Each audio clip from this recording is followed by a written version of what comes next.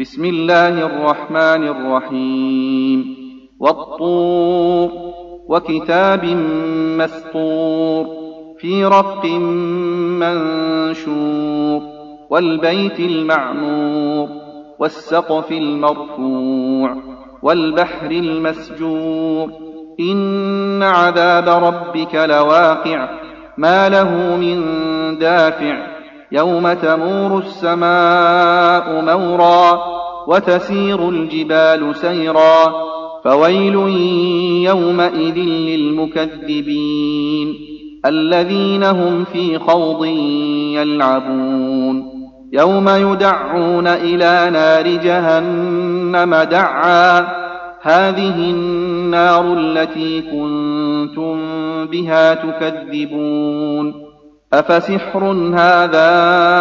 أم أنتم لا تبصرون يصلوها فاصبروا أو لا تصبروا سواء عليكم إنما تجزون ما كنتم تعملون إن المتقين في جنات ونعيم فاكهين بما آتاهم ربهم ووقاهم ربهم عذاب الجحيم كلوا واشربوا هنيئا بما كنتم تعملون متكئين على سرر مصفوفة وزوجناهم بحور عين والذين آمنوا واتبعتهم ذريتهم بإيمان ألحقنا بهم ذريتهم وما ألتناهم من عملهم من شيء كل امرئ بما كسب رهين وأمددناهم بفاكهة ولحم مما يشتهون يتنازعون فيها كأسا لا لغو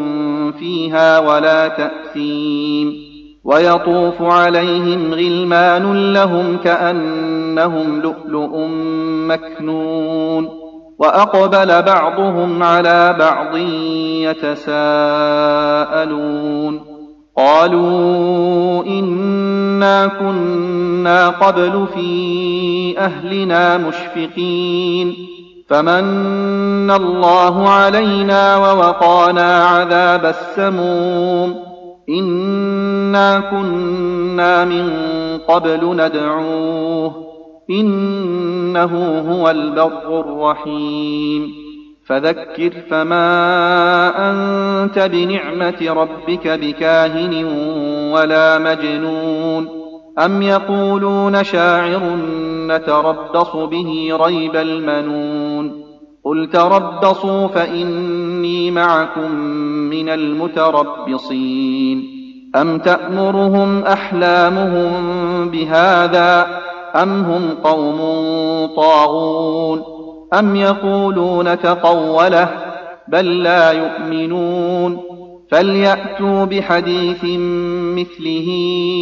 إن كانوا صادقين أم خلقوا من غير شيء أم هم الخالقون أم خلقوا السماوات والأرض بل لا يوقنون أم عندهم خزائن ربك أم هم المسيطرون أم لهم سلم يستمعون فيه فليأت مستمعهم بسلطان مبين أم له البنات ولكم البنون أم تسألهم أجرا فهم من مغرم مثقلون أم عندهم الغيب فهم يكتبون أم يريدون كيدا فالذين كفروا هم المكيدون أم لهم إله غير الله سبحان الله عما يشركون وإن يروا كسفا من السماء ساقطا يقولوا سحاب مركوم فذرهم حتى يلاقوا يومهم الذي فيه يصعقون يوم لا يغني عنهم كيدهم شيئا ولا هم ينصرون وإن للذين ظلموا عذابا دون ذلك ولكن أكثرهم لا يعلمون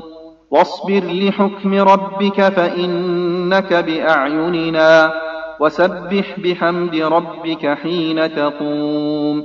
ومن الليل فسبحه وإدبار النجوم